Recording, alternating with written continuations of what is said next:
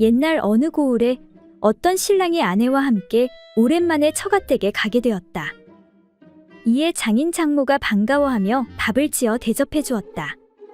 그러나 살림살이가 넉넉하지 못한지라 음식이 변변치 않았지만 신랑은 내색하지 않고 감사히 받아 먹었다. 차린 건 별로 없지만 많이 드시게나. 아닙니다. 장인어른, 이 정도면 진수성찬이지요. 허? 여보, 밥이라도 2그릇 먹어요. 한 그릇으로 되겠어요. 괜찮소. 배가 불러서. 그리고 날이 저물어 밤이 되자 장인과 장모는 윗방, 사위와 딸은 아랫방에서 잠을 자게 되었다. 그런데 밤이 깊어지자 밤중에 장인이 장모와 음사를 나누게 되었다. 여보, 마누라, 오늘 밤도 한번 어떻겠어? 오늘은 딸 내외도 있는데 들키면 어쩌려고 그러시오. 그렇게 점점 흥이 무르익어 가자 장인 장모가 말했다. 나는 귀가 덮여진 듯 정신이 멍멍하오. 나는 사지가 녹아 없어지는 것 같습니다. 얼마 후 일을 마치고 장모가 장인에게 우리가 하는 말을 사위가 엿들을지 모르니 조심하시오. 라고 하였다. 이튿날 아침 밥상머리에서 장인이 사위에게 자네는 세속 사람들이 하는 실없는 말들을 따라하지 말고 삼가하도록 하게. 라고 훈계조로 말을 하자 사위가 말하길 저는 그렇게 하고 싶습니다만 듣는 사람의 과실로 그만 두 귀가 덮이는 것 같아 정신이 멍멍하고 사지가 녹아 없어지는 것 같으니 이를 어찌하면 좋겠습니까? 라고 답하니 장인이 부끄러워 말이 없어지자 옆에 있던 아내가 그러기에 내가 뭘 했어요. 밥 2그릇 먹으랬잖아요.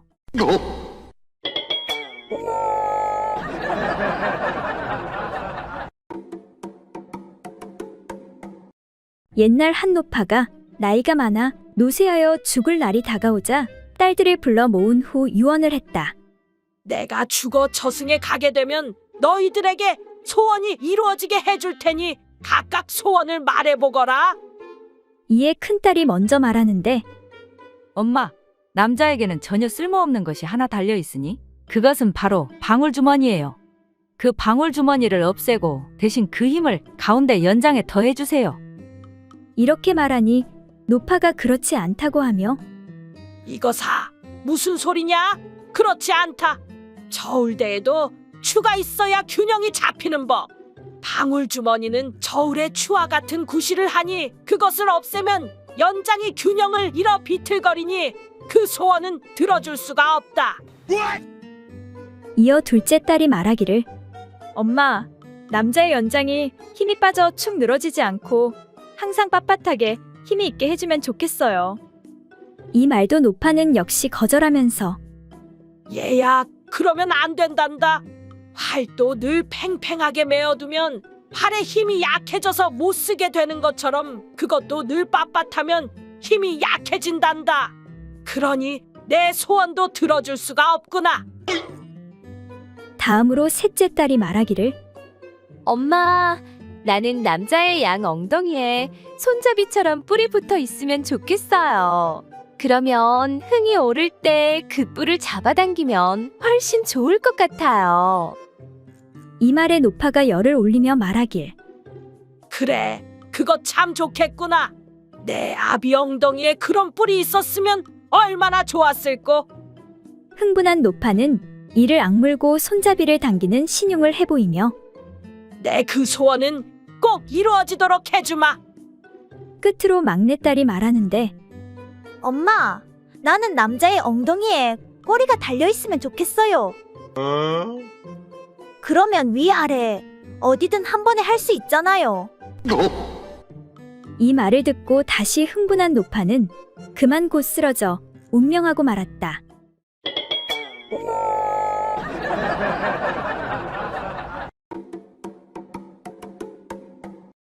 옛날 어느 마을에 금실 좋은 부부가 살고 있었다.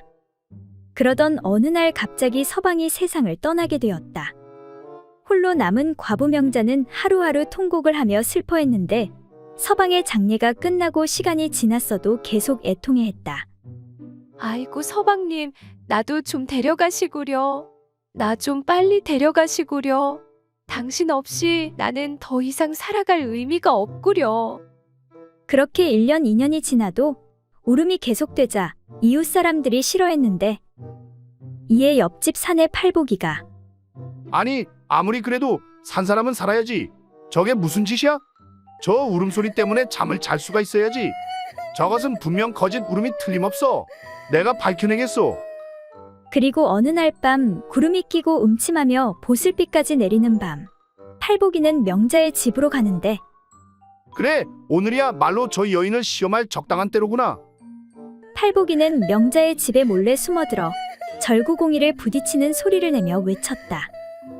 마누라, 이복의 마누라, 나도 자네를 잊지 못해 이렇게 구천을 떠돌고 있네. 자네를 데려가려고 이렇게 찾아왔다네. 자네도 나와 함께 빨리 가도록 하세.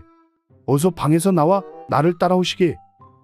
이렇게 몇 번을 소리치자 울고 있던 명자는 놀라 집 밖으로 나와 외치는데 여보 서방님, 물러가시오. 저리 썩 물러가시오. 다시는 오지 마시오. 아니, 매일 밤마다 자네를 데려가 달라고 그렇게 빌지 않았소. 나랑 함께 갑시다. 이러지 마시오. 나 더 살고 싶소. 그래서 어렵게 채소 장사하는 걸 당신도 아시지 않소? 그렇지. 그러니 어렵게 더 장사하지 말고 나랑 같이 저 세상으로 갑시다. 아니 돼요. 나 절대 안 따라갈 거요. 그러면 왜 밤마다 데려가 달라고 우는 것이오? 하니 명자가 우물쭈물하며 말하길 그건 날 데려가 달라고 우는 게 아니고 오이랑 가지가 싱싱한지 밤마다 시험하는 것이요. 그날 이후 명자의 울음소리는 더욱 커졌다고 한다.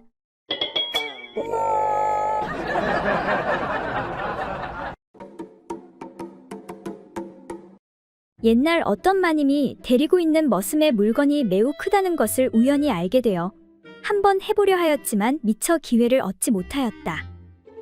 하루는 마님이 갑자기 아랫배를 부여안고서 죽겠다고 소리를 지르며 머슴을 불러들였다. 예, 떡새야, 어디 있느냐?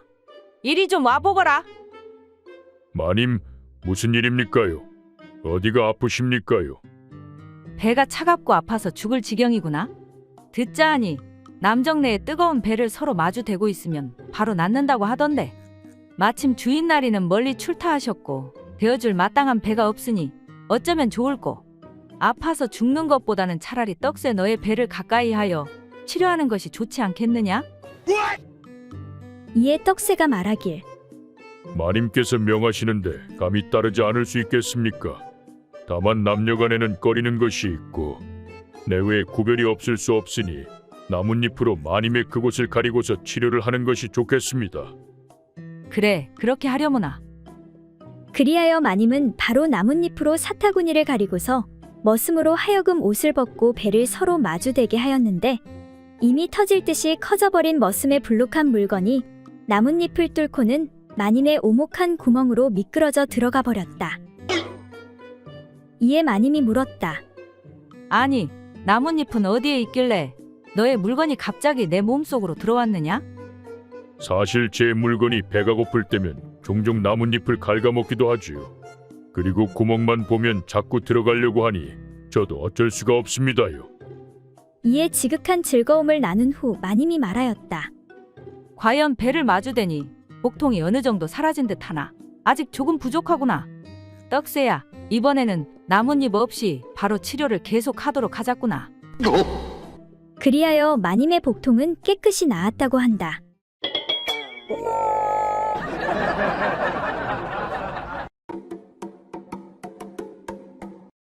옛날 어느 고을에 결혼한 지 얼마 안 된 부부종이 있었다. 이들 부부는 아직 신혼인지라 애정 놀이를 밝혀 하루도 빠지지 않고 살을 맞대었다. 또한 낮에도 부부가 함께 들로 일하러 나가 사람들이 없는 한적한 곳이면 반드시 한바탕 즐겨야 일을 할 수 있었다. 그러던 어느 여름날 주인 영감이 종에게 일렀다. 논에 잡초가 많이 자랐으니 너희 부부가 가서 모두 뽑아 놓도록 하여라. 하루 이틀이면 다 될 것이니라. 그리고 2, 3일이 지난 뒤 확인을 하자 종은 며칠 더 뽑아야 한다고 말하는 것이었다. 주인어른, 생각보다 잡초가 많아 며칠만 더 시간을 주십시오. 그거 참 이상한 일이다. 아무리 잡초가 많기로써니 며칠 더 뽑아야 한다는 게 믿기지 않는구나. 도대체 저것들이 나와서 무엇을 하길래 그러는지 내가 어디 한번 살펴봐야겠구나. 이튿날 아침 일찍 일어난 주인 영감이 슬며시 논으로 나가 살펴보니 큰 나무 밑에 무수한 발자국이 나있고 반들반들하게 달아있는지라 이를 수상하게 여겼다. 그리하여 그 나무 위로 올라가 잎으로 몸을 가린 채 숨어서 지켜보았다. 잠시 후 종부부가 한동안 논에서 잡초를 뽑다가 여종이 먼저 나무 밑으로 오니 곧이어 남편도 따라 나와서는 부부가 함께 옷을 벗는 것이었다. 이때 여종이 남편에게 말했다. 여보, 우리 지금 말놀이 한번 합시다. 그거 참 좋지. 이에 남편도 동의하니 아내가 엎드리더니 뒷발을 높이 들어차며 앞말 흉내를 내는 것이었다. 그러자 남편은 마치 순말처럼 두 팔을 땅에 짚고 기어가서는 아내의 그곳에다 코를 대고 킁킁 냄새를 맡았다. 그리고는 흡사 순말이 교미하는 것처럼 뒤로 올라타는 것이었다. 그렇게 남편이 말 흉내를 내면서 입을 들어 하늘로 향하는 순간 나뭇가지에 앉아있는 주인 영감을 보고 말았다. 소스라치게 놀란 남편은 말소리를 내며 힝, 이제 그만하고 일하러 갑시다. 여종은 무슨 까닭인지 몰라 발을 구르며 힝, 한창 재미있어지려는데 무슨 말을 하는 거예요? 남편이 다시 말 울음소리를 내면서 말했다. 힝, 나무 위를 보구려. 거기 누가 있는지 보구려. 이에 여종이 나무 위를 쳐다보자 주인 영감이 깍깍, 나는 까마귀니 신경 쓰지 말고 하던 일 계속 하시오.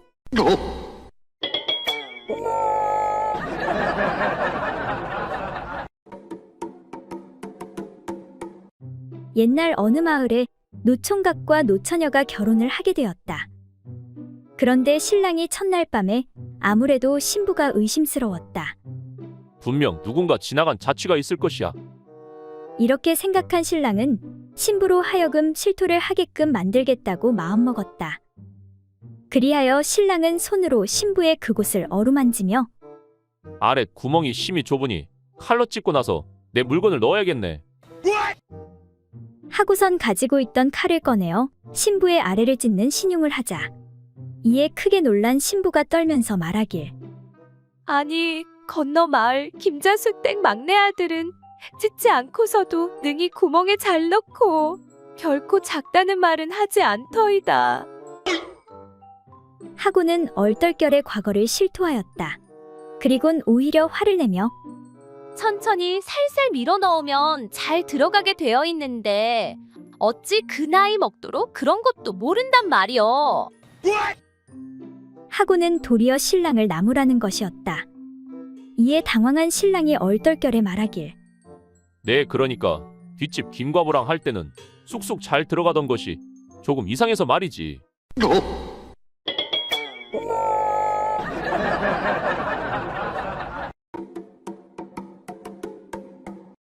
옛날 어느 시골 마을에 여색을 밝히는 선비가 있었다. 그는 아내와 첩도 모자라 여종까지 좋아하여 집안 사람 몰래 여종과 은밀히 즐기고 있었다. 하루는 무슨 일로 여종의 남편을 불러 이르는데 떡새야, 이리 좀 와보거라. 네, 주인어른. 저 건너마을 김대감 댁에 심부름 좀 다녀오너라. 그리고 그동안 네가 집안일을 많이 했으니 가는 김에 하룻밤 자고 읍내 구경도 하고 좀 쉬다 오너라. 내 여비는 넉넉히 챙겨주마. 네, 주인어른 감사합니다. 하지만 떡새는 주인의 시커먼 속내를 다 알고 있었다. 갑자기 별일도 아닌 것 가지고 하룻밤 잠까지 자고 오라니 아무래도 수상하구만. 그리하여 떡새는 다른 사람을 대신 심부름 보내고 그날 밤 부인 대신 자신이 방에 들어가 누워 이불을 뒤집어 쓰고 있었다. 밤이 깊어지자 선비는 이미 종이 출발한 줄 알고 아무 거리낌 없이 여종의 방에 들어갔다. 욕정이 일어난 선비는 이불 속으로 들어가서 아이고, 요 이쁜 것 그동안 내 참느라 고생 많았네. 선비는 한 손으로 이불을 걷고 종의 두 다리를 들어올린 뒤 허리를 꽉 끌어안는데, 그런데 조개 대신 웬 도깨비 방망이가 부딪히는 것이 아닌가? 아니, 이것이 무엇이냐? 놀란 선비가 불을 밝히고 나니 이 모든 게 떡새의 계획인 것을 알게 되었다. 선비는 뭐라 둘러댈 말이 없어 오히려 떡새에게 호통을 치며, 야, 이놈 떡새야. 종놈의 물건이 어떻게 그렇게 양반보다 크고 굵단 말이냐? 이런 고얀 놈. 그러자 떡새가 아니, 뭐라고요? 소인의 물건이 크고 작은 것을 양반이 알아 무엇합니까요? 별걸 다 간섭하십니다. 하니 당황한 선비는 다시 아무 말이나 둘러대는데, 그러니까 그 무엇이냐? 마누라가 말하길 니놈의 물건이 내 것보다 크다 해서 한번 확인해 본 것이니라.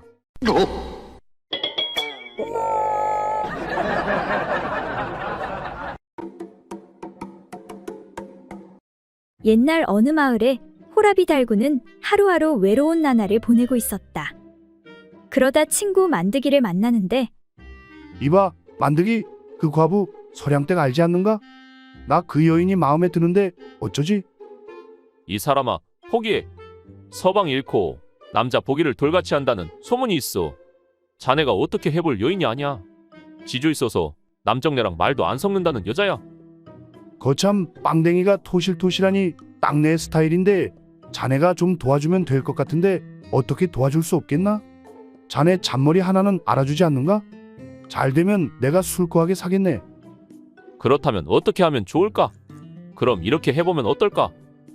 만드기는 달구에게 자신의 계획을 이야기하는데, 정말 그게 될까? 안 되면 어쩔 수 없고 되면 좋지 뭐. 그리고 며칠 후 계시오? 안 계시오? 무슨 일로 이런 일은 시간에 오셨소? 아, 그게 오늘 밭을 갈아야 하는데 소를 좀 빌릴 수 있을까 해서 왔소. 소 말이요? 갑자기 그렇게 빌려달라고 하면 좀 곤란하오. 뭐 때문에 그러시오? 그때 방문이 열리면서 사람이 나오는데, 어이, 그건 안 되지. 오늘 우리도 밭을 갈아엎어야 하는데 소를 빌려줄 수가 없으니 다른 집으로 가시게. 아니, 달구, 이 사람아, 자네가 어찌 그 방에서 나오는가? 내가 내 집 방 안에서 나오지 그럼 어디에서 나오겠는가? 남의 집일 참견하지 말고 그만 썩 물러가시게. 아니, 세상에 둘이 그렇고 그런 사이였구만. 빨리 가서 마을 사람들한테 소문 내야겠네. 이 모습을 본 과부는 나쁘끄럽고 당황스러워서 아무 말 못하고 있는데, 아니, 이게 무슨 짓이오? 왜 그런 거짓을 꾸미는 게요? 이복의 서량댁, 우리네 한평생은 바람에 날리는 먼지와 연약한 풀잎 같은 거라네. 그대가 아직 젊은 나이에 무엇 때문에 혼자 이 고생을 하면서 살 것인가? 이쯤 되면 마을에 소문이 다 퍼져서 어쩔 수 없다네.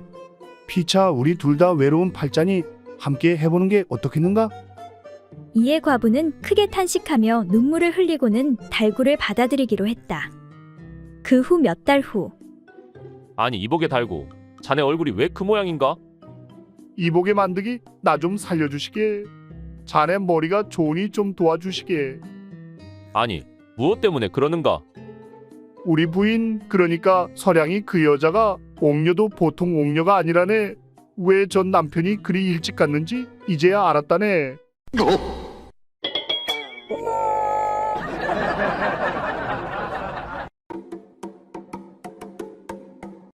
머슴사는 칠복이가 친구 박서방을 만나기 위해 집으로 찾아갔다.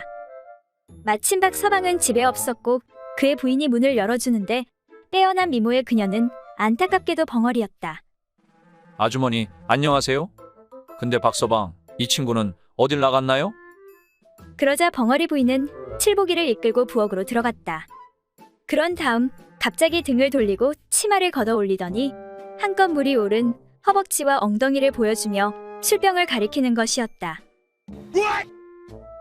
생각지도 못했던 눈요기에 칠복이는 기분이 몹시 좋아졌다.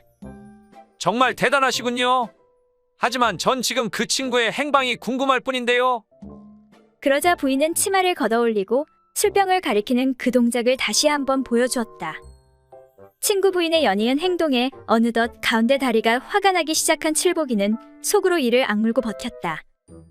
안 돼. 그 집만은 엄연히 친구 부인인데 내가 어떻게 참아야만 해. 칠복이는 목소리를 가다듬으며 말했다. 무슨 오해를 하신 모양인데 전 그럴 생각도 없고 할 수도 없습니다. 전 단지 그 친구가 어디에 있는가 궁금할 뿐입니다.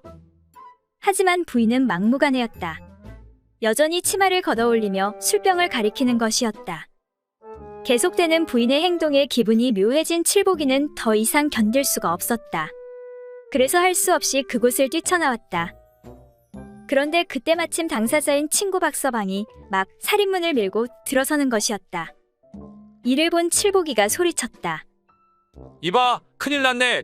자네 부인이 어떻게 된 거 아닌가? 어떻게 되다니?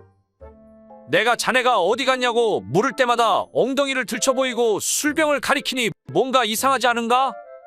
칠복이의 말에 박서방이 낯빛도 바꾸지 않고 말했다. 그거야 당연한 일이지. 그건 말이지. 우리 남봉꾼 남편이 지금 술집에 있습니다. 이런 뜻일세.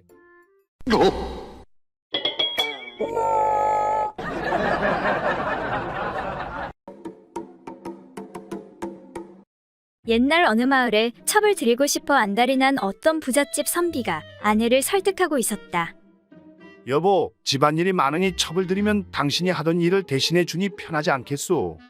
음식은 물론이고 장도 봐주고 옷도 대신 지어줄 것이니 얼마나 좋겠소.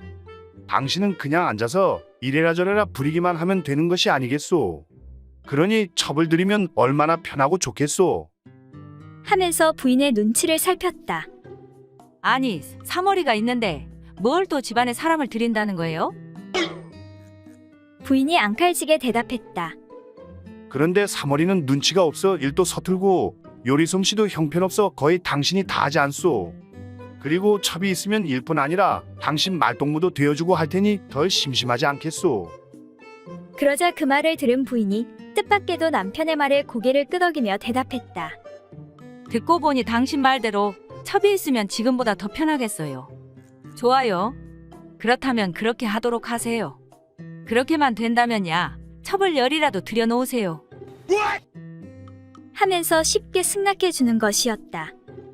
여보, 고맙소. 정말 현명한 선택이오. 절대 후회하지 않을 거요. 마침내 부인을 설득한 남편은 속으로 뛸 듯이 기뻤다. 그렇지만 그 전에 한 가지 조건이 있어요. 그래, 그게 뭔지 말해보시오. 내 무슨 일이든 다 들어드리리다. 첩을 들여도 된다는 아내의 말에 신이 난 남편이 물었다. 다름이 아니라 요즘 돌쇠가 일이 많아서 그런지 무척 힘들어하는 것 같더라고요. 그러니 이참에 힘세고 젊은 머슴 하나 더 드리는 게 좋을 것 같아요.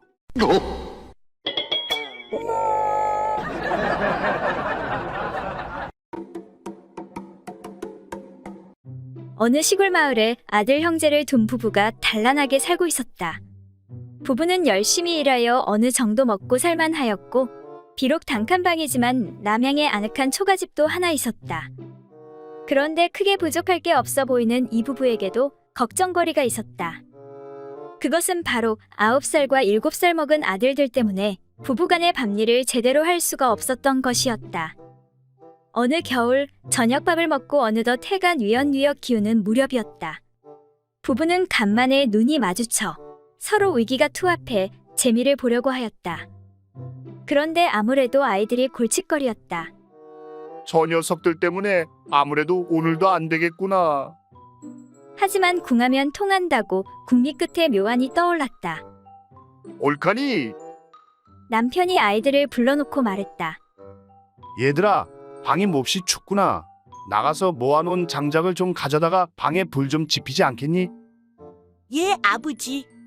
남편의 말에 아무것도 모르는 두 형제는 신나게 뛰어나가 아궁이에 장작불을 지피기 시작했다. 부부는 이때다 하고 그 사이에 모처럼 신나게 볼일을 보기 시작했다. 여보, 이게 얼마만이요? 밖에서 한참 불을 지피던 형이 동생에게 말했다. 야, 가서 방이 뜨거워졌는지 알아보고 와. 동생은 형이 시키는 대로 쪼르르 달려가 방문을 열어보려는데 방에서 묘한 소리가 들리는 것이었다. 그래서 문틈으로 잠시 방 안의 광경을 들여다보았다. 깜짝 놀란 동생은 곧바로 형에게 달려가 말했다.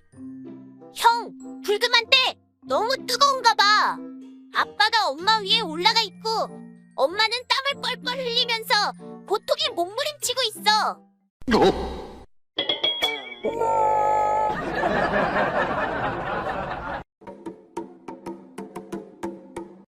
70이 넘은 어느 돈 많은 대감마님이 십수년을 혼자 지내다가 이제가 20을 넘긴 여자에게 새 장가를 가게 되었다. 대감은 몇 달간이나 밤이면 밤마다 힘이 닿는 대로 노력하였지만 아무런 소식이 없었다. 아니 이렇게 밤마다 노력하는데 왜 아무런 소식이 없을꼬? 그래서 하는 수없이 대감마님은 의원을 찾아가서 어떻게 하면 그 여자와의 사이에 자식을 얻을 수 있는지 물어보았다. 이보시오 의원 양반, 좀 부끄럽긴 하지만 내가 젊은 여자에게 새 장가를 들었는데 어떻게 하면 자식을 얻을 수가 있겠소? 한참을 고민하던 의원은 적당한 방법을 찾아내지 못하여 한 가지 충고를 해주었다. 그토록 간절히 원하시니 한 말씀 드리겠습니다. 부인께는 못할 짓이긴 하지만 젊고 힘센 종을 하나 새로 드리는 게 어떠신지요? 뭐라고? 젊은 종을 하나 들이면 내가 자식을 얻을 수가 있단 말이오? 꼭 그런 것은 아니지만 그나마 그것이 제일 가능성이 있다고 할 수 있지요. 그렇게 해서 대감은 의원의 충고대로 젊은 종을 하나 들이게 되었다. 그리고 6개월이 지난 어느 날 대감이 저작거리에서 우연히 의원을 만나게 되었다. 이보시오 의원 양반, 덕분에 내 아이를 갖게 되었소. 고마우이, 고마워. 그러자 의원이 의외라는 듯 말했다. 대감마님, 그렇다면 정말 제가 말한 대로 젊은 종을 새로 두셨단 말입니까? 그렇고 말고 그 말대로 하니 정말 자식이 생겼소. 아이고, 대감마님 정말 축하드립니다. 그러자 대감이 웃으며 말했다. 지금 그 종이 임신한 지가 6개월이 되었소.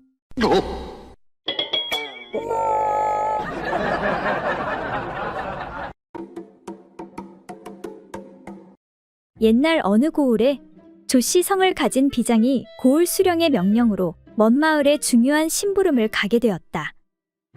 먼 길 오느라 수고하셨소이다. 오늘 하루 편히 쉬다 돌아가도록 하시구려. 그 고을 수령이 수고한 조비장에게 그날 밤 관기를 들여보내 함께 잠자리를 가질 수 있도록 배려해 주었다. 아리따운 기녀가 방에 들자 조비장이 기녀에게 물었다. 그래, 너의 이름이 무엇이더냐? 기녀는 다소곳이 앉아 비장에게 대답했다. 소녀의 이름은 운심이라 하옵니다. 비장은 기녀의 아름다운 얼굴을 보고는 흡족해하며 말했다. 운심이라, 너의 외모만큼이나 아름다운 이름을 지녔구나. 뜻하지 않게 아름다운 기녀를 곁에 두자 비장은 심기일전하여 그녀와 운후의 즐거움을 나누고자 그녀를 품에 안았다. 그런데 조 비장은 나이가 이미 60이고 먼 길을 오느라 피곤하여 자신의 물건을 세워보려 밤새 안간힘을 써보았지만 전혀 반응이 오지 않았다. 아니, 왜 이놈의 연장이 말을 듣지 않는 것이냐? 하지만 아름다운 기생을 만났으니 어떻게든 한번 해보려고 조비장은 운심의 소중한 곳을 만지며 자신의 물건을 접촉시켜 계속 문지르고 비벼댔다. 비장어른 어서 일을 시작해 주시지요. 저는 참을 수 없사옵니다. 운심은 한창 젊고 욕구가 왕성한 몸인지라 그만 먼저 흥분하여 왈칵 뜨거운 애액을 쏟아내고 말았다. 그러나 조 비장은 한참을 시도하여도 자신의 물건이 제 기능을 하지 못하고 말았다. 결국 조 비장은 운심의 몸에서 나온 축축한 체액이 손에 느껴지자 미안한 생각이 들어 슬그머니 뒤로 물러났다. 이거 정말로 미안하게 되었구나. 내 먼 길을 오느라 몸이 피곤해서 그만. 라고 하며 기녀의 이름과 자신의 성인 조라는 글자를 넣어 시를 하나 지어 읊었다. 운심무이 출수. 운심은 생각 없이 물을 쏟아내는데 조건 비지환. 조씨는 날다가 지쳐 그만 돌아올 줄 아는구나. 이에 화가 난 기녀가 아니 비장어른 그 조씨란 놈이 한 번도 나른 적이 없는데 도대체 언제 지쳐 돌아갔단 말이옵니까?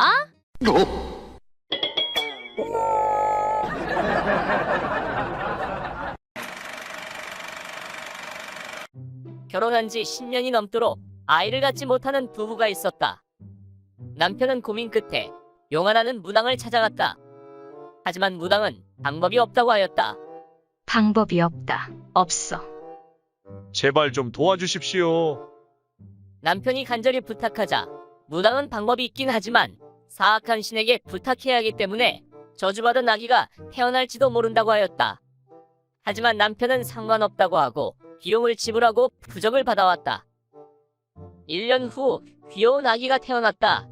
하지만 아무런 저주도 일어나지 않았다. 그런데 아기가 자라. 말을 하기 시작하면서부터 저주가 내리기 시작했다. 그것은 바로 아기가 부르는 사람이 죽는 것이었다. 엄마. 아기가 엄마를 부르자 그 다음날 엄마가 죽었다. 할머니.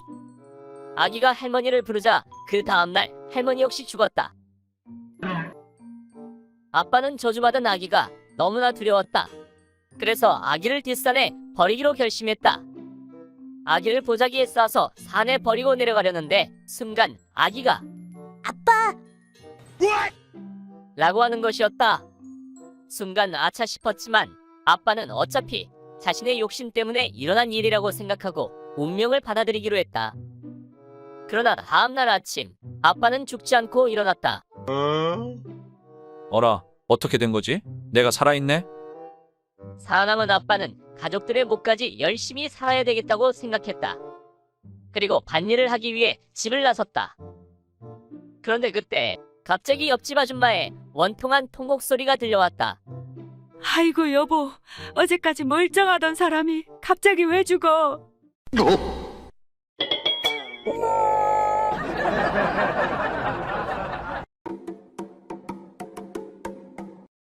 옛날 어느 고을에 사는 촌부부가 술과 안주를 장만하여 남산에 놀러 가게 되었다. 그런데 한 잔, 두 잔 술잔을 기울이다 보니 어느새 취기가 오르면서 발그레 달아오른 서로의 얼굴을 보고 마음의 욕구가 일어나게 되었다. 여보, 마누라, 우리 오랜만에 산에서 한번 어떻소? 어머머, 세상에, 누가 보면 어쩌려고 그러시오? 부부는 정욕을 주체하지 못하고 그만 숲속에서 즐거운 행사를 치르게 되었다. 그렇게 두 사람이 일에 열중하고 있을 때 한 사내가 다가와 소리를 쳤다. 여보시오? 남산 중지에서 이게 무슨 짓이오? 나는 남산의 산림을 관리하는 금송군이오. 이런 풍기를 어지럽히는 일을 내 직접 목도하고 이대로 그냥 둘 수 없으니 마땅히 잡아가야겠소. 이에 남편이 낯을 붉히면서 금송군의 소매를 당기며 말했다. 제발 우리가 하였던 일을 떠들어대지 말아주시오. 우리가 법도를 잘 알지 못하여 이런 짓을 저질렀으니 노영이 한 번만 눈 좀 감아주시오. 하고 간절히 빌며 주머니를 풀고 몇 푼을 내주며 말했다. 이것은 얼마 되지 않지만 술값으로 하고 용서하시오. 나중에 마땅히 더 후하게 대접하리이다. 아니, 내가 형씨의 집이 어딘지 알고 그런단 말이오? 하고 케어물어 남편은 하는 수 없이 집의 위치를 알려주니 금송군은 웃으면서 가버렸다. 며칠 뒤 금송군이 그 집으로 찾아가니 과연 촌사람이 곧 돈을 내어주어 그것을 받고는 돌아갔다. 그런데 이와 같은 일이 서너 차례나 되자 옆집에 사는 노인이 알게 되어 무슨 연유인지 까닭을 묻자 그 사람은 노인에게 그간의 사정을 다 털어놓았다. 그러니까 우리 부부가 아무 날 남산에 갔다가 이러이러하였더니 금송군이 용서해 주어서 그 은혜에 감사하여 돈을 주고 있소이다. 이 말을 들은 옆집 노인이 웃으면서 허허, 내 이런 순진한 사람을 보았나? 그 일은 누구나 하는 일이 아니오. 남산뿐만 아니라 비록 대궐 안에서 한다 하여도 누가 말리겠소? 길 한복판도 아니고 그저 숲속에서 부부가 잠깐 재미 좀 보았기로써니 벌을 받는 일이 어디 가당키나 한가? 자네가 순진하여 당한 것일세. 후일에 또 오면 꾸짖어 보내시게. 하고 일러주었다.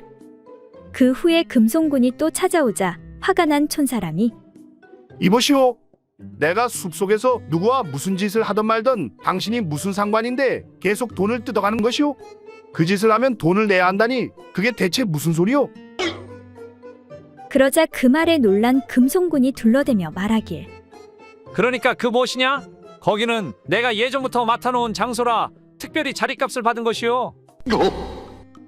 하고는 뒤도 돌아보지 않고 재빨리 달아나 버렸다.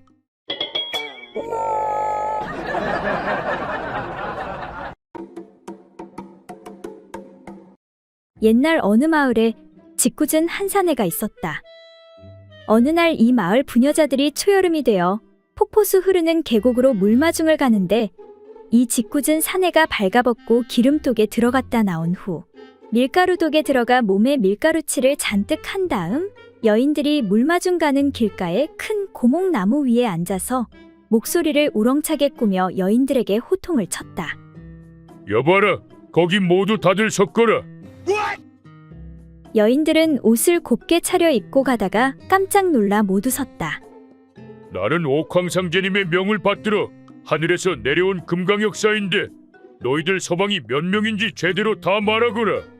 내가 낱낱이 알고 있으므로 만약에 너희들이 제대로 말하지 않으면 너희들의 목이 단칼에 달아날 줄 알거라. 여인들이 금강역사를 가만히 바라보니 겁이 덜컥 났다. 머리에서부터 온몸이 허연게 금강역사를 한 번도 본 적이 없지만 정말 금강역사로 여겨 놀란 가슴을 간신히 진정을 시키고는 하나 둘씩 대답을 하기 시작하였다. 셋내는 둘이옵니다. 용서해 주십시오. 셋내는 아홉이옵니다. 용서해 주십시오. 셋내는 12이옵니다. 용서해 주십시오. 그런데 짓궂은 사내의 첨한 대답을 하지 않으니 그 여자를 향해 사내가 너는 서방이 몇이더냐? 하고 다시 호통을 치자 짓궂은 사내의 처가 말하길. 셋내는 서방이 하나 반이옵니다. 사내는 하도 어이가 없어 여인들에게 모두들 가던 길을 가라고 이르렀다. 그 후 개울가로 달려가 목욕을 한 후 얼른 집으로 돌아와 시침을 딱 떼고 기다렸다가 돌아오는 처에게 물었다. 마누라, 물마중은 별일 없이 잘 다녀왔소. 그럼요. 아주 잘 다녀왔지요. 정말 아무 일 없었소. 사내가 묻자 처는 왠지 아침에 본 고목나무 위에 금강역사의 모습이 떠올라 거짓말을 할 수가 없었다. 속이게 되면 목이 달아날 것 같고 차라리 부끄럽지만 사실을 얘기하면 죽지 않고 살겠구나 싶어 실토를 하였다. 사실은 물마중을 가다가 옥황상제님이 보내신 금강역사를 만났는데 느닷없이 서방이 몇이냐 묻지 않겠어요. 거짓말을 하면 목이 달아난다고 해서 솔직히 말했지요. 다른 여자들은 서방이 둘이요, 9이요, 혹은 12이요 했지만 나는 서방이 하나 반이라고 했지요. 아니, 뭐라고? 하나 반? 예, 하나 반요. 어째서? 나는 분명 하나인데 하나 반이요? 발은 어떤 놈이요? 내가 오늘 아침에 우물가에서 머리를 감느라고 허리를 숙이고 있는데 웬 사내놈 하나가 뒤에서 살금살금 다가오더니 나의 소중한 곳에 거시기를 밀어넣었다가 금방 빼고는 얼른 달아나 버렸어요. 이 말을 들은 사내는 깜짝 놀랐다. 자기 처에게 그 짓을 한 자는 바로 사내 자신이었던 것이다. 그렇다면 둘이지 어찌 하나 반이요? 이에 사내의 처가 다시 말하길. 어떤 놈인지는 모르겠지만 그놈 거시기가 너무 작아서 그놈은 반쪽 서방이 아니겠어요. 이 말을 들은 사내는 아무 말도 할 수가 없었다.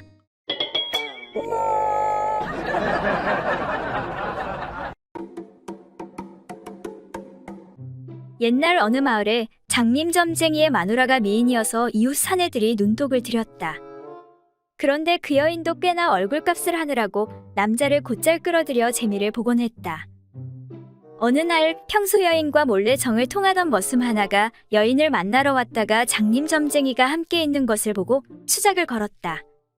영감님, 안녕하세요. 오늘은 어디 점치러 안 나가셨군요. 응? 장서방인가? 어디 매일같이 그리 점칠 곳이 있다던가? 저 그런데 사실 오늘은 청이 있어서 왔습니다. 그래, 무슨 청인가? 제가 좋게 지내는 여자가 한 사람 있어서 잠깐 놀고 싶은데 마땅한 장소가 없어서 말입니다. 그래서 영감님 댁으로 왔습니다. 하하, 그렇단 말이지. 그건 뭐 그리 어려운 일이겠나.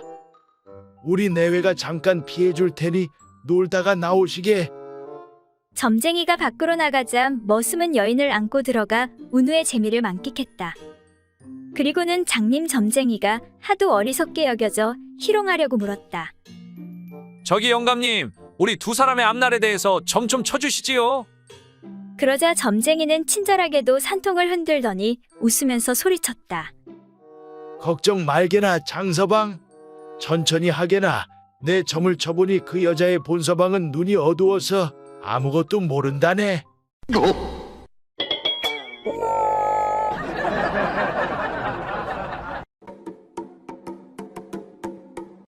옛날 어떤 귀 안 들리는 사람이 길을 가다 해가 지는 바람에 근처의 어느 주막집에서 하룻밤을 묵어가게 되었다.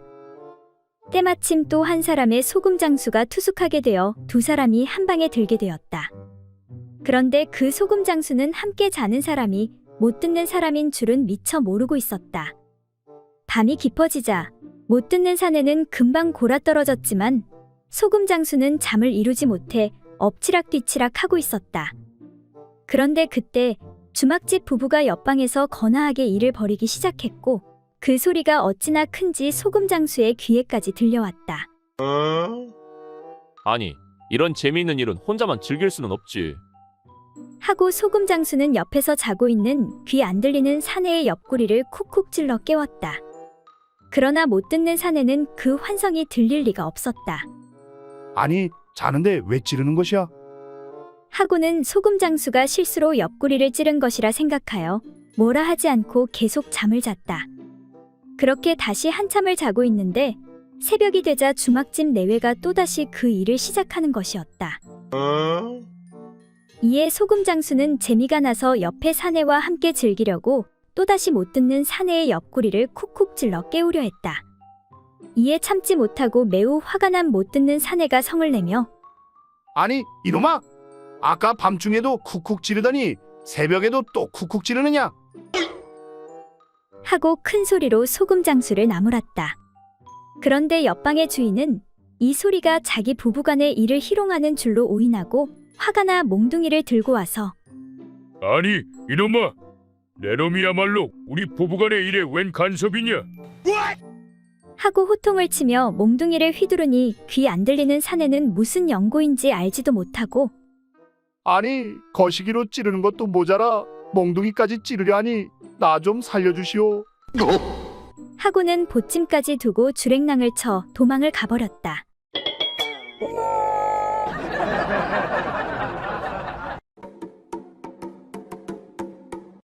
옛날 어느 마을에 나이 80이 된 노인이 젊은 첩과 함께 밤일을 하는데 그 첩이 말하였다.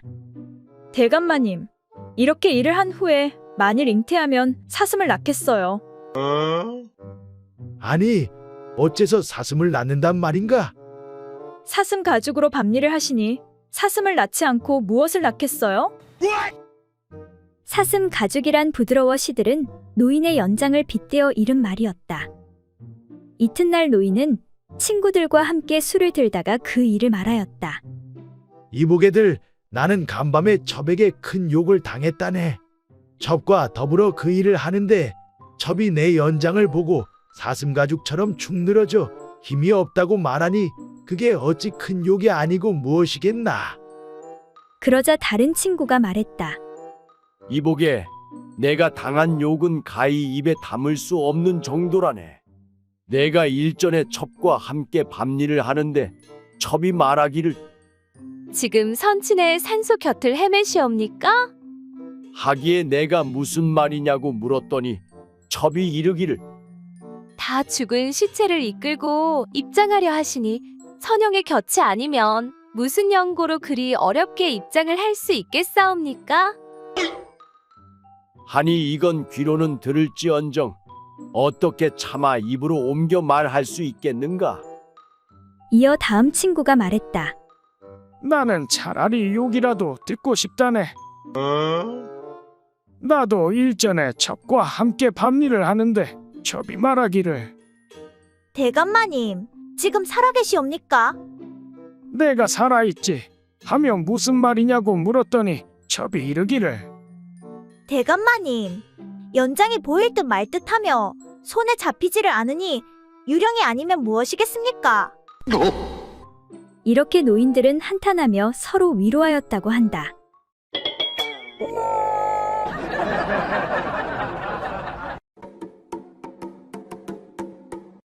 옛날 어느 마을에 상처한 지 5년이 넘은 호라비 만기리는 과부 홍순이를 좋아하고 있었다.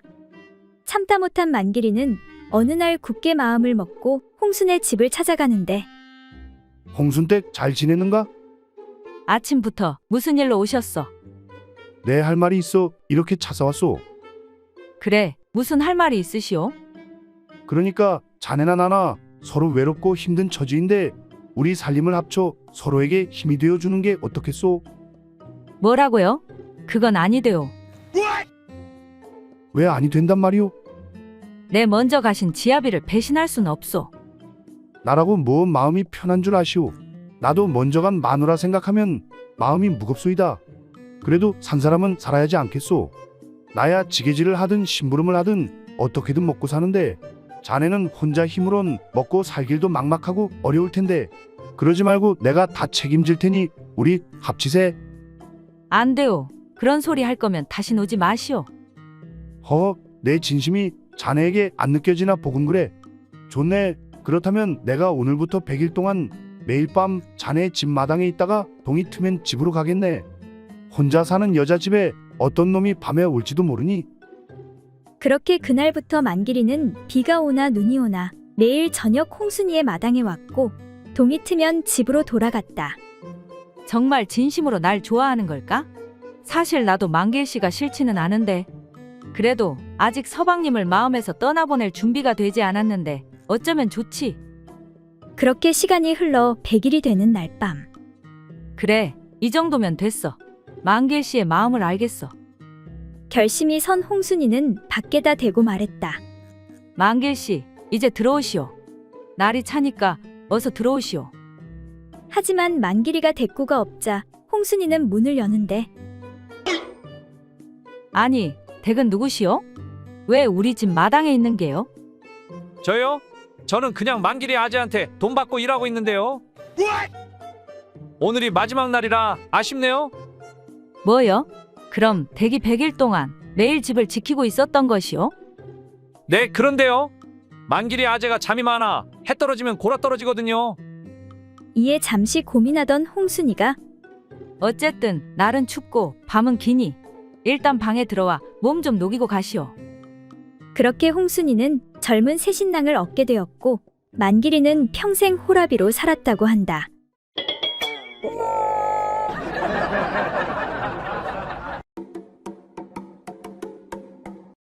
옛날 어느 마을에 덕만이란 사내가 밤새 잠을 이루지 못하고 있었다.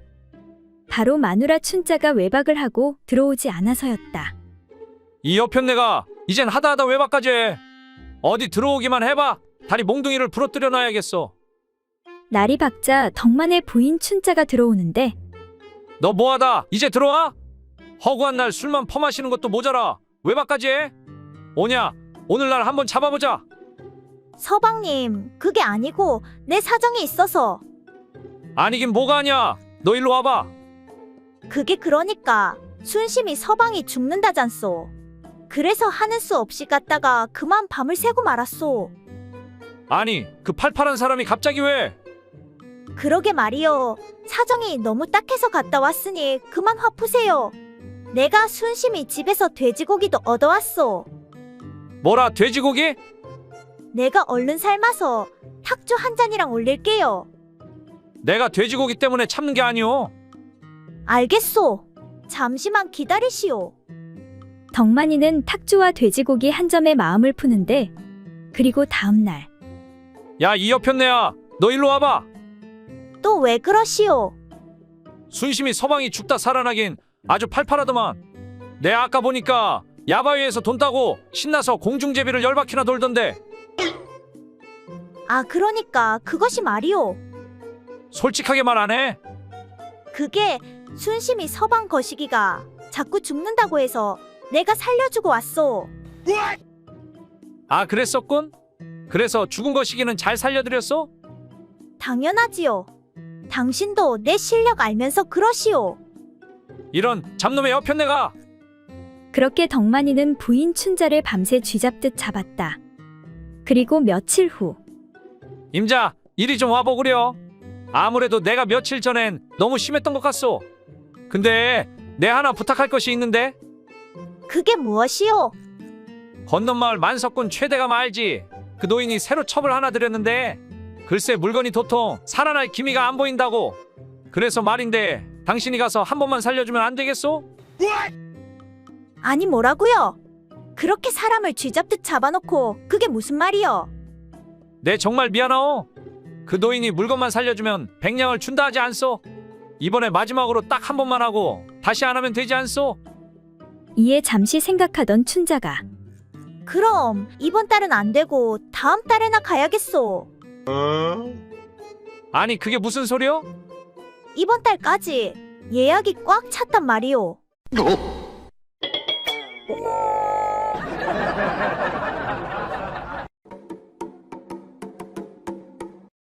옛날 어느 마을에 어떤 나이든 중이 농부의 아내와 눈이 맞아서 수시로 농부가 없는 틈에 찾아와서는 재미를 보곤 하였다. 어느 날도 둘이서 이불 속에서 열기를 뿜고 있었는데 부인, 오늘도 정말 끝내주는구려. 그때 뜻밖에도 밖에서 농부가 들어와서 문을 꽝꽝 두드렸다. 여보, 문 열어. 대체 왜 문을 잠갔어? 뭐 하고 있는 거야? 중은 눈앞이 캄캄하여 허둥지둥 옷을 찾는데 너무 급한 나머지 한쪽 버섯만 신고 뒷문으로 도망갔다. 부인은 눈을 비비면서 문을 열어주었다. 미안해요. 깜빡 잠이 들어서 그만. 뭐야, 벌써부터 잤단 말이오? 어떤 놈이랑 놀아난 것 같은데 사내 놈을 끌어들인 것 아니야? 아니, 무슨 소리 하는 거예요? 갑자기 감기가 들었는지 피곤해서 견딜 수가 있어야지요. 그래서 일찍 들어누웠어요. 잘 때 자더라도 밥은 먹고 자야지. 어서 저녁이나 차려오시구려. 그런데 그때 무엇인가 농부의 발에 걸리는 것이 있어 당겨보니 낯선 버섯 한 짝이었다. 아니 이게 뭐야? 못 보던 버선인데 크기를 보니 딱 사내 놈 것인데. 그러나 그것만 가지고 아내를 족치기에는 증거가 부족했으므로 농부는 어찌할 수 없었다. 그리고 며칠 후 나이든 중이 농부의 집을 찾아왔다. 어서 오십시오. 스님, 무슨 볼일이라도 계십니까? 네, 그것을 돌려받기 위해서 왔다네. 그것이라니요? 뭐 말입니까? 시침이 떼지 말게나. 부처님의 버섯 말이야. 자네 처가 아기를 원하기에 영어 믿는 그것을 빌려준 것인데 여러 날이 지났으니까 이젠 틀림없이 아이가 들어섰을 게야. 어서 빨리 돌려주시게나. 이에 농부가 놀라며 말하길. 저는 그것도 모르고 버선이 너무 꼬질꼬질하고 냄새가 심해 태워버렸는데 어떻게 합니까? 이런 부처님 버선을 태워버리다니 이를 어쩐단 말인가? 이에 고민하던 농부가 말하길. 그렇다면 스님, 아이가 태어나면 스님께 맡길 터이니 스님이 잘 키워주십시오.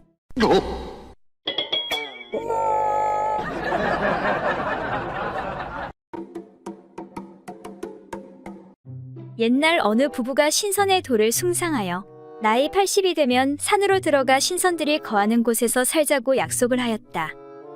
여보, 우리 늙으면 꼭 산에 들어가 신선처럼 살자고요. 세월은 화살과 같이 빠르다더니 이윽고 그날이 오고 말았다. 부부는 여기저기 수소문 끝에 신선이 산다는 명산을 찾아가게 되었다. 두 부부는 손을 꼭 잡고 드디어 마지막 산봉우리로 올라가는 기슭에 당도하여 잠시 휴식을 취하고 있던 중 영감님이 할머니에게 말했다. 여보, 여기서 잠깐 쉬고 있구려. 내가 먼저 올라가서 신선이 있는지 사정을 좀 살펴보고 오리다. 조심해서 갔다 오세요. 영감님이 할머니를 남겨두고 산 위로 올라가 보니 아니나 다를까 거기에는 소문대로 여러 신선들이 논일고 있는 것이었다. 그 신선들은 모두가 천살은 좋게 넘어 보이는 노인들 뿐이었다. 저기 실례하겠습니다. 여기가 신선들이 산다는 곳이 맞습니까? 그 말을 들은 신선들이 영감님을 보고 물었다. 그렇긴 한데 총각은 어디서 왔는고? 그 말을 들은 영감님은 깜짝 놀라 황급히 산을 내려와 할머니를 보고 말했다. 여보, 아무래도 안 되겠소. 어서 돌아갑시다. 할머니가 이상해서 이유를 물었다. 아니, 여기까지 와서 다시 돌아간다니 무슨 말씀이요? 그래, 신선은 만나봤어? 그러자 할아버지가 말했다. 아니 글쎄 신선이 나를 보고 총각이라고 하지 않겠소? 할멈이 가면 틀림없이 처녀라는 소리를 듣게 될 텐데 그러면 당신 마음이 이상해져 신선이랑 놀아날지도 모르는 것 아니요? 그러니 그냥 내려갑시다.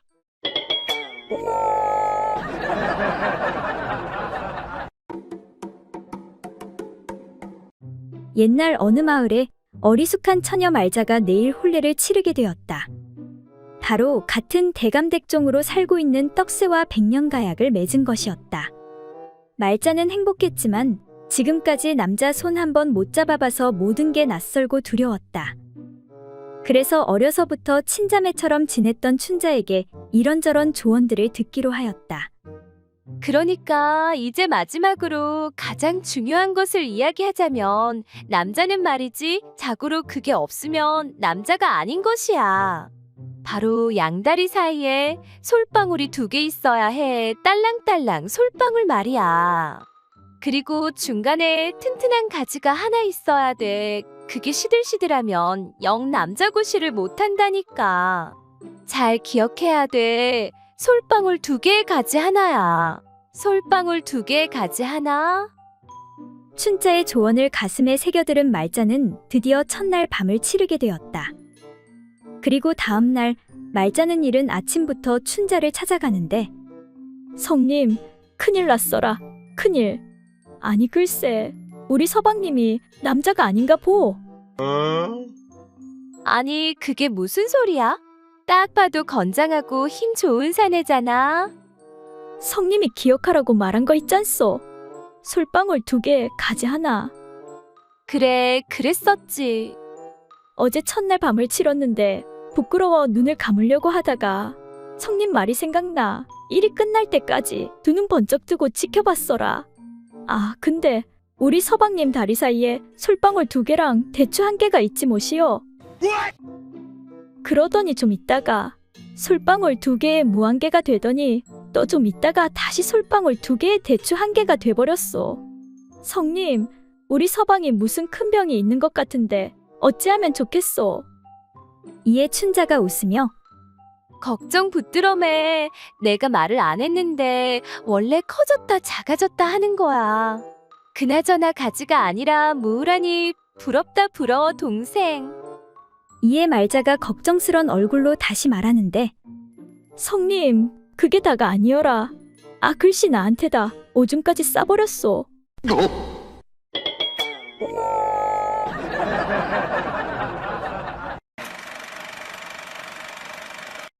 옛날 어느 마을에 부자 선비가 살았다. 어느 날 선비는 장가를 가기로 마음먹고 색식감을 찾기 시작했다. 그런데 선비는 여자들이 자신보다는 재물에 더 관심이 있는 것 같아 고심 끝에 세상 물정 모르는 순진한 수처녀를 색식감으로 삼기로 하였다. 선비는 어떻게 하면 수처녀를 얻을 수 있을까 하며 고민하고 있었는데 소식을 들은 친구가 방법을 알려주었다. 아이고 답답한 친구야. 그게 뭐가 그리 어려운 일이라고. 아니, 그럼 그걸 구분할 무슨 방법이라도 있단 말인가? 당연하지. 친구가 말했다. 어떻게 하냐 하면 첫날 밤에 알몸을 하고 색시한테 자네의 소중이를 보여주는 거야. 무엇이라 소중이를? 그리고 그걸 어떻게 해? 이 사람 참 답답하기는. 그러니까 소중이를 보고도 뭔지 모르면 그게 바로 수처녀라는 증거 아니겠어? 옳거니. 선비는 친구의 말에 무릎을 탁 쳤다. 부자 선비는 중매쟁이를 통해 금방 색식감을 찾을 수 있었다. 이윽고 첫날 밤이 되었다. 술을 한 잔 걸친 선비가 용기를 내어 옷을 벗고 자신의 소중이를 신부에게 보여주었다. 그리고 한번 만져보기까지 한 다음 신부에게 물었다. 색시 눈에는 이것이 무엇으로 보이시오? 아니, 제가 그것도 모를까 봐서요? 남자들만 갖고 있는 그거지 뭐긴 뭐예요. 대뜸 내뱉은 색시의 대답에 선비는 잔뜩 인상을 쓰며 호통을 쳤다. 이런, 넌 수처녀가 아니로구나. 나의 재산을 노리는 나쁜 계집 같으니 당장에 물러가거라. 하고는 그녀를 쫓아내 버리고 말았다. 그 후 또 어찌어찌하여 고른 다음 색시에게 물어보아도 마찬가지였다. 그 여자는 한술 더 떠서 소중이를 보자마자 흥분부터 해버리는 것이었다. 이런, 너는 음란마구니가 가득하구나. 썩 물러가거라. 선비의 눈에 수처녀란 세상 어디에도 존재하지 않는 것처럼 보였다. 선비는 마지막으로 수소문 끝에 나이도 어리고 순진해 보이는 처녀를 색시감으로 맞았다. 선비는 첫날 밤에 다른 여자와 마찬가지로 똑같이 물어보았다. 색시, 이게 무엇인지 아시오? 처녀는 고개를 흔들었다. 무엇인지 모르겠사옵니다. 이것을 모른다고? 선비는 기쁜 표정을 지으며 다시 한번 물어보았다. 이건 남자들한테만 달려있는 그 무엇이냐 소중이라는 것인데 이걸 정말 모른단 말이지. 그러자 색시는 시큰둥한 표정을 지으며 말했다. 어머머, 그렇사옵니까? 전 그게 너무 작아서 소중이일 거라곤 상상도 못했사옵니다.